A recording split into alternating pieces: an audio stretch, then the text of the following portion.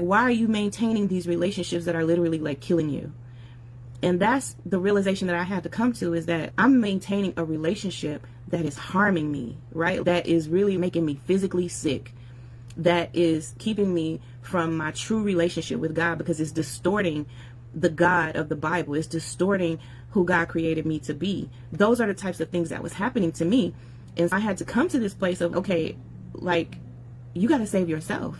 You got to look out for what's best for you. You have a family now. So you can't let your family that you were born into screw up the family that you bore. You know what I'm saying? Like I gave birth to my kids, right? And I have a responsibility to them.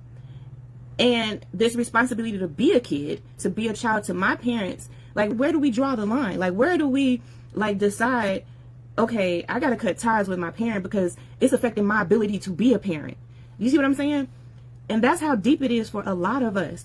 And we're not realizing that the relationships that we are working so hard to maintain, we're working hard to forgive and forget.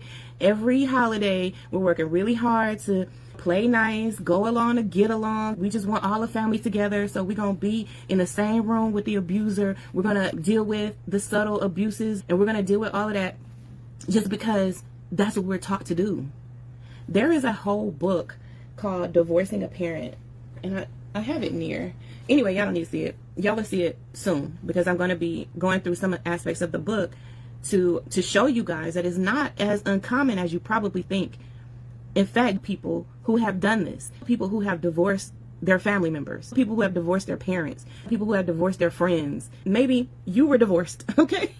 Maybe somebody divorced you, or maybe you divorced somebody. You didn't call it that. You didn't call it a divorce, but that's what it was. And the reason I call it a divorce is because those ties are so strong, right? Those bonds are so strong that it takes more than just you saying, oh, well, I'm cutting this person off. No, it takes more than that. It takes prayer, okay? It takes counseling. It takes seeking guidance from friends. It takes like clinging a little bit closer to friends, to the ones that are healthy, to the family members that are healthy. It takes you saying, God, I have to remove this person from my life and take away the guilt and the shame that I feel. Take away the hurt that I feel, because just because I cut this person off for my best interest and for my well-being doesn't mean that it doesn't hurt. Like, some people think, okay, you were able to do that. You were able to cut the person off, so that means you're cold-hearted. And I had even somebody ask me, if you'll do that to your father, what will you do to me? And I'm just like, if my relationship with you is unhealthy, then I'm going to cut that off too. You know what I'm saying? Like, it's really not that hard. It's not that hard to understand. The point is that there comes a time where you have to self-preserve. You have to look at yourself and say, hey, you know what? I'm responsible for my healing.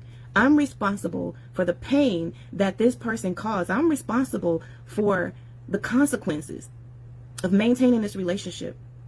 And if it's harming me, if it's causing me to make bad decisions, if it's causing me pain, if it's causing me time, if it's causing me other relationships that I value, then I need to really seriously look at cutting this off.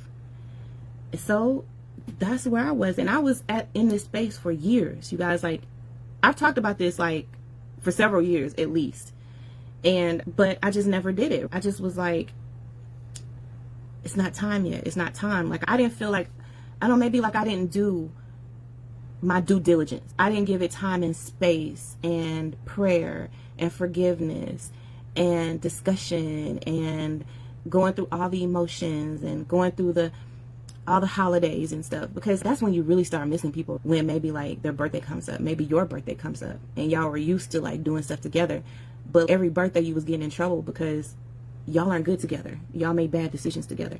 Maybe it's every family holiday. Are you going to be the one who doesn't come to the family get together because the person who abused you is also there? You have to decide that. You have to decide what other people are you going to be cutting off, because you can't just cut that person off, right? You know that there's going to be other like casualties of this situation because they're too close, or like, how can I possibly cut certain people out and not this person too? Because then it's like, it's too close. Everything's just gonna get nasty and muddy and confusing, and I just don't want to deal with it.